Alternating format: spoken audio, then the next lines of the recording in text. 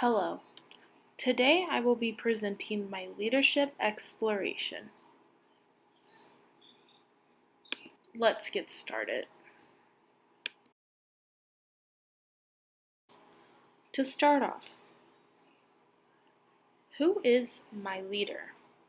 The leader I chose was my aunt. Why did I choose my leader?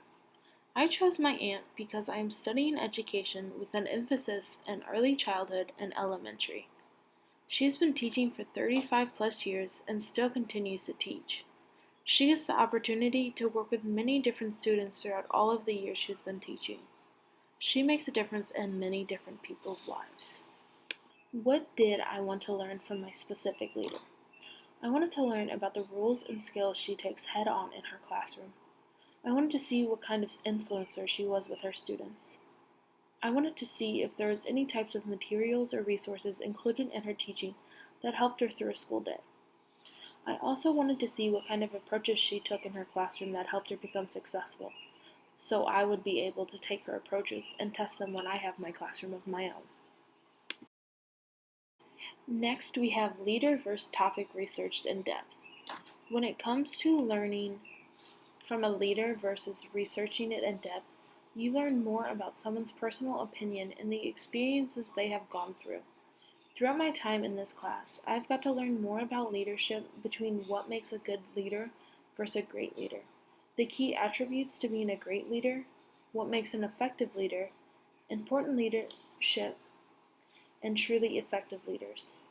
Many questions that could be asked in a research topic are the same questions you can ask someone that is involved with that topic. The difference between researching in depth over interviewing a leader is getting someone's personal view.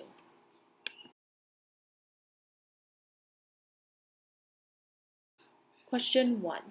I asked what resources or materials do you use that may help or hinder in this process of becoming a leader to your students?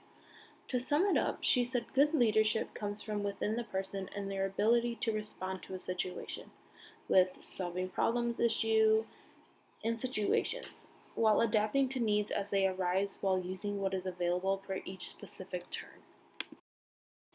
Question 2. What are some areas of teaching and learning in which you can show leadership in the school?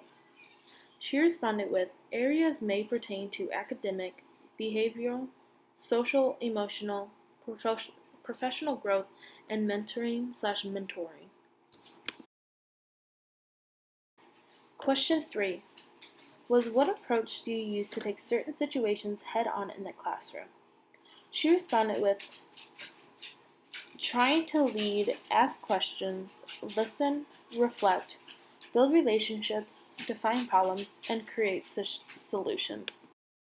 Question 4. What are some difficulties that you face while educating students as well as being in charge of 20 plus students all at once? She said, finding the time to address things as well as trying to stay organized when there is an emotional outburst due to social, mental, and emotional struggle. Question 5. Where does your motivation and courage come from that lead you to be the person/leader that you are? She responded with, motivation comes from making a difference in her students' and families' lives, as well as courage comes from who she is with Christ. Question 6.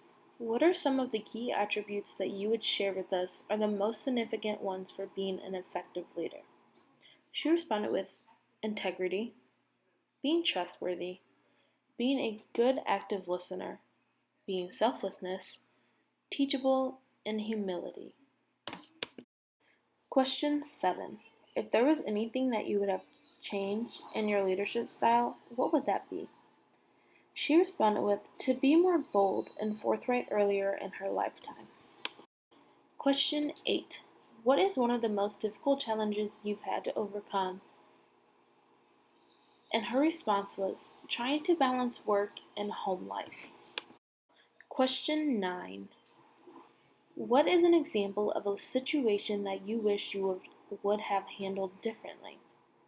She brought up a time where she had a student in her class that would have an emotional, mental, or social breakdown, and she couldn't do anything about it.